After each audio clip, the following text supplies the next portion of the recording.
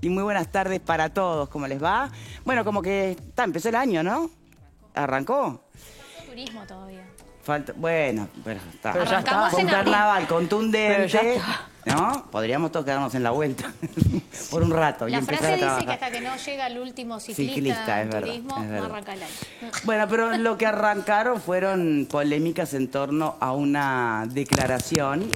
En realidad fue una declaración que ocurrió en diciembre del 2022, en el marco de la causa que se investiga por la fuga de Moravito. Y surgió, porque el país así lo publicó, parte de lo que fue el interrogatorio de Lackner, el fiscal, con quien fuera el director nacional de policía de la administración anterior por mucho tiempo, Mario Lallera. Y surgieron muchas conversaciones interesantes que, en tono de broma más o menos, yo preguntaba de qué vamos a hablar hoy, si de corrupción, de sexo, porque la verdad que es un relato que da cuenta hasta de, bueno, cómo se realizan ciertas actividades y con qué privilegios algunos versus otros. No sé quién quiere empezar por aquí. ¿Se acuerdan quiénes son los personajes, no? Capaz nos quiere hacer una puesta a punto, Fernando. ¿Quiénes son los personajes en cuestión? Y bueno, hay un montón de personajes porque están los que se sabe y están los que uno puede creer que deberían estar involucrados, no podían no saber, ¿no? Estos hechos empezaron cuando estaba el ministro Bonomi, ministro del Interior, Jorge Vázquez era el subsecretario y Charles Carrera era el director del ministerio. Por decir la cúpula, ¿no? En ese marco se dieron 13 visitas de uno de los narcos más peligrosos que estaba recluido, más peligroso del mundo, que estaba recluido en Uruguay, González Valencia, a cárcel central, cuando estaba en San José Iji, a ver a Moravito, otro mafioso importante a nivel mundial. Lo que se alegaba en aquel momento de por qué las visitas, y está allí plasmado, eran porque González Valencia entendía que no tenía las condiciones necesarias donde estaba recluido para tener visitas conyugales. Entonces pedía autorización para ir a tener visitas conyugales a San José Iji, que se supone que podía estar más cómodo. Y de paso visitar. De hecho, tenía visitas conyugales en donde estaba recluido, pero además pedía para ir a visitas. Se ve que era un hombre muy activo desde el punto de vista sexual. Eso no lo vamos a cuestionar. No sé, pero digo, visitas conyugales acá, allá, era un tipo muy... Bueno, lo cierto es que, fuera de broma, a partir de esas 13 visitas donde se reunía con Moravito, con González Valencia, surge todo esto, ¿no? Toda esta situación donde todo el mundo se saca el lazo con la pata. Y nadie sabía nada y nadie tenía nada que ver. Pero sí, lo único comprobable son hechos de, privilegios que gozaban algunos privados, ¿no? Déjame terminar con la historia. Era un privilegio del que gozaba uno de los capos narcos más importantes del mundo. O sea, no era para privilegios, ¿no? Es raro, pero además que lo transporten 13 veces con un costo de 80 a 100 mil pesos cada vez, ya hay una cifra ahí, además del gasto, ¿no? Pero hay obviamente una voluntad de no sé de quién, de que estas dos personas se reúnan o cediendo algún tipo de presión o algo. Y hago una última comentario, porque esto termina, después de las 13 visitas, termina con la fuga de Moravito, ¿no? Una fuga que Charles Carrera ya no estaba, acá estaba, ya se había ido, Charles Carrera está en las visitas, pero no está en la fuga, porque fue a sustituir a Lucía Topolansky al Senado. Entra Federico Laca. Federico Laca como tercero en el ministerio, cuando se produce la fuga. Federico Laca, que tiene, por eso vos me preguntaste nombres, yo te digo. Sí, está bien. Jorge Vázquez, Eduardo Bonomi, Charles Carrera, Federico Laca, Alfredo Clavijo, que era el responsable de la Republicana, que fue el que declaró, además, recientemente, que Lallera sabía de todo esto. Lallera declara ahora, en diciembre, que no sabe. Lo que salta ahora es que Lallera, como director nacional de policía de ese entonces, da como única excusa que no estaba al tanto y que no tenía por qué estarlo. Que es absolutamente imposible. absolutamente imposible porque en los traslados estaba la policía, judicial, además, estaba el Instituto Nacional de Rehabilitación, estaba todo comprendido, además tenía un costo, había que hacer trámites, tampoco era una cosa que lo sacan en un auto. O sea que es absolutamente imposible. Claro, decir, Bonomi sabía, cuando Bonomi no puede declarar, es muy fácil. Pero yo quiero detenerme un segundito más, porque Alfredo Clavijo era responsable de la Guardia Republicana, ahora está en paz en comisión en la Intendencia Municipal de Montevideo. Acá nadie sabía nada, pero está todo el mundo colocado. Y el señor Federico Laca fue el que el 28 de febrero del 2020, último día del gobierno de Tabaré Vázquez, dictó una resolución por la cual hizo un pase en comisión al despacho de Susana Pereira, la señora del ministro Bonomi, de una persona que después fue imputada por tráfico nacional e internacional de armas. O sea, armen el puzzle como quieran, pero acá hay pus por donde la quieran mirar. Ese es un pequeño resumencito a cuenta de mayor cantidad. Bien, reflexiones. Vero. Sí, sin duda que el caso Morabito vuelve al tapete a raíz de esta publicación del diario El País. Yo creo que una y otra vez hemos señalado no solamente la cantidad de personas que uno presume que podrían estar involucradas en esto, sino también la lentitud, y digo lentitud porque no puedo decir otra cosa, de la justicia para buscar involucrados, para encontrar involucrados, más allá de las jerarquías que mencionaba Fernando, pero me parece que además en los hechos concretos alguien tuvo que hacer determinadas Rodó una cosas. Cabeza con la fuga de Morabito. Sí, pero ¿sabes que por ¿Pero ejemplo, qué cabeza? pero también pero ¿sabes que estaba leyendo ahora respecto a esa cabeza? Vencieron las medidas cautelares. Esta persona está tramitando para volver a cobrar su sueldo y volver a la Republicana. O sea, que ¿de qué estamos hablando? ¿De qué cabeza estamos hablando? ¿Rodó realmente una cabeza o fue simplemente una sanción temporal para decir, hay algo, una persona, en 3 años prácticamente de esto? Después podemos hablar de las responsabilidades políticas, Bonomi sí, Bonomi no. Bueno, Bonomi no está quieran. más, o sea que deberíamos sacarlo del mapa, yo creo, ¿no? Sí, bueno.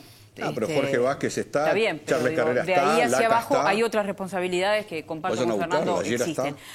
Ahora, realmente me parece que desde el punto de vista de lo político hay muchísimas cosas que nos dejan dudas, pero desde lo judicial, materialmente, no se pudo dar con la persona que hizo que las cámaras no funcionaban, porque yo creo que cualquiera de nosotros presume que justamente las cámaras de grabación ese día no funcionaban. Alguien materialmente tuvo que. Esta persona de la Republicana en realidad fue imputado por el traslado, porque era quien se encargaba del traslado, sin orden judicial, según lo que establece la investigación, pero después me imagino que debe haber un montón de otros andamiajes que una persona sola de la Republicana no podía disponer de esos traslados, no podía disponer del presupuesto, dar las órdenes y toda la logística que se dio después en el caso Morabito. O sea, no hay nadie vinculado directamente a esta fuga.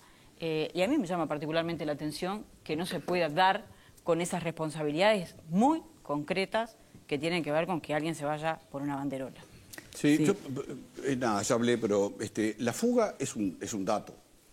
Para mí la fuga es un dato.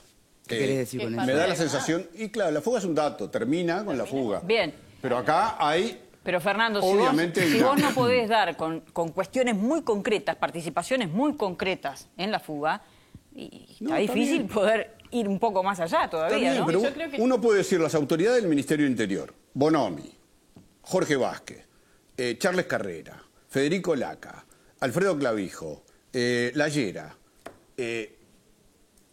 si no tienen nada que ver, son unos ineptos. Bien, pero una si cosa... si no están involucrados en algo, son haber unos cometido un delito. Y facilitaron, una reunión de 2 delincuentes peligrosísimos que estaban en Uruguay 13 veces, no una, 13.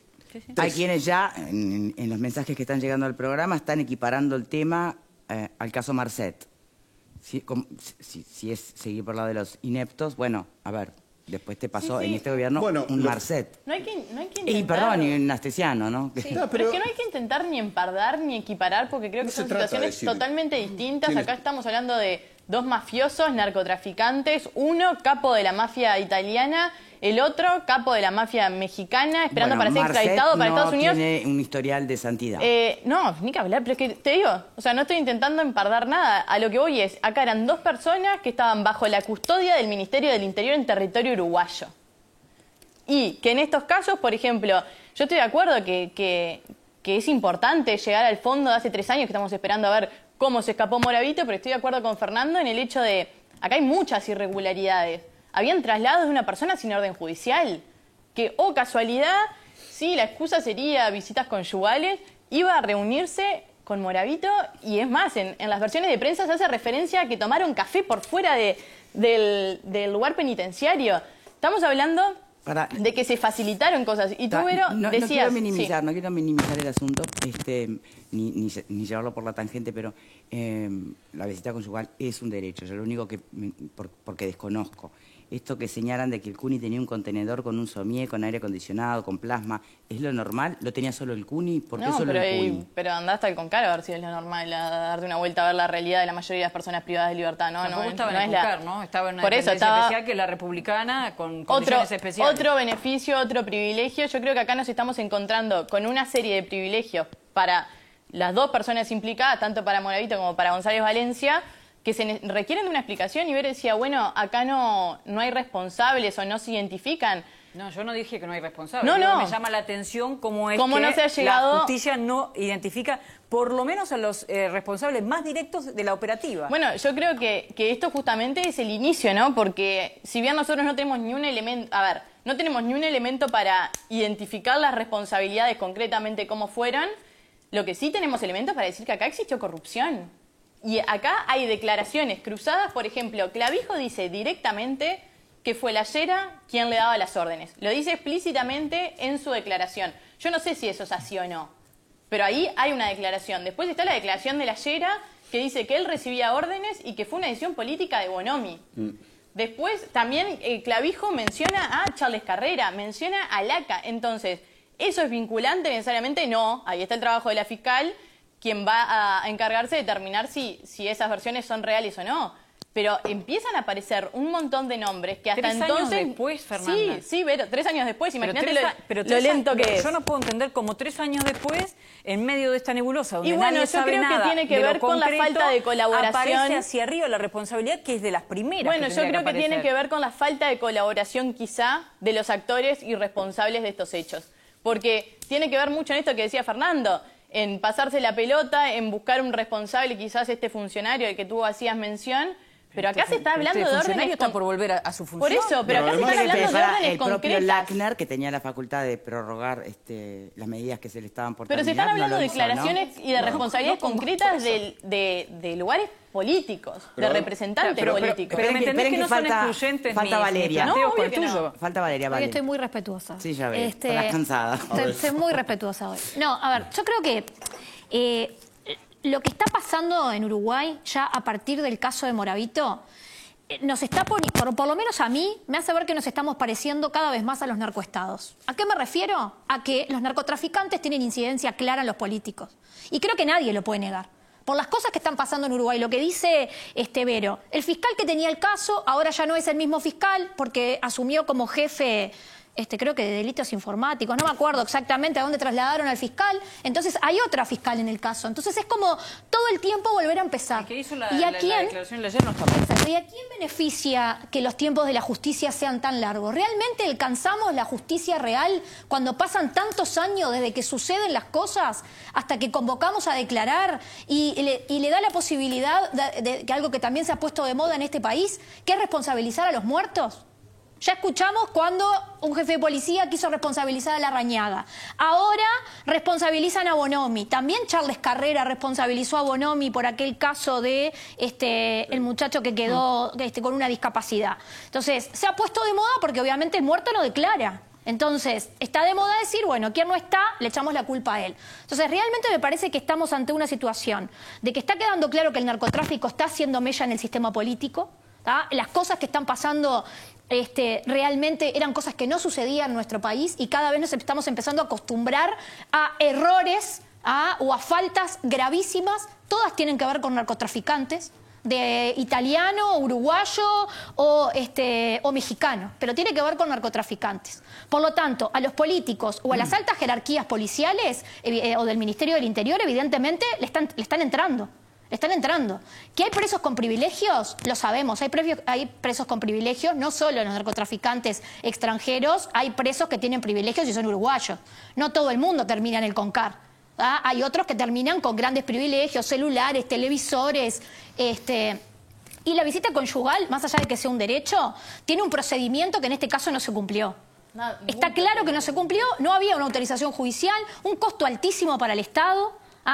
No sé, como $100.000, todo esto de trasladar a este preso a tener a su... $100.000 pesos. $100.000 el costo... cada uno $100.000 pesos.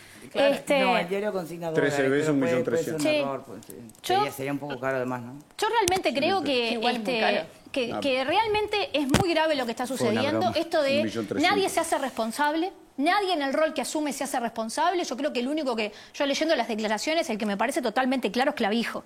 Clavijo apunta a cuál es el responsable de cada una de las decisiones. O sea, deja en evidencia que nada de lo que se hacía podía pasar sin que la Llera diera la autorización y supiera. Realmente yo no puedo creer la versión de la Llera. Que siendo el jefe de policía no supiera de movimientos de estas características y la cantidad de veces que se dieron. Y me parece que evidentemente una sola persona de Guardia Republicana como que cayó, que en realidad no cayó, porque ahora está tramitando volver a trabajar, porque nadie le pidió cautelares nuevamente, nadie le pidió ningún tipo de medida nuevamente, por lo tanto va a volver a trabajar como si nada hubiera pasado.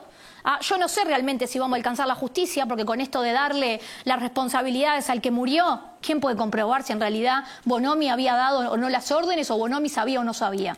Yo me pregunto, ¿realmente vamos a saber qué fue lo que pasó? ¿O va a terminar en que quien murió va a terminar siendo el responsable porque no puede declarar? Tenemos que hacer la primera pausa. Simplemente recordar, efectivamente fue la unidad especializada de ciberdelitos que el ACNAR fue trasladado. Ahora está con el caso Silvia Porteiro.